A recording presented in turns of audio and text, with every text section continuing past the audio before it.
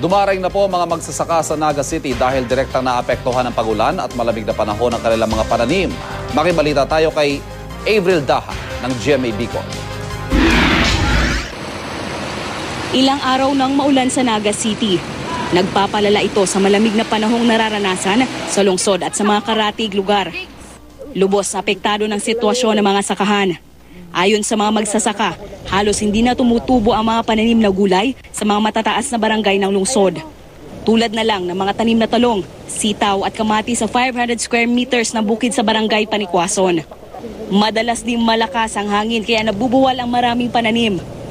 Kaya po, sobrang paros, tapos sobrang uran, malipot pa, kaya nagkaarog kaya, naralanog ang bunga.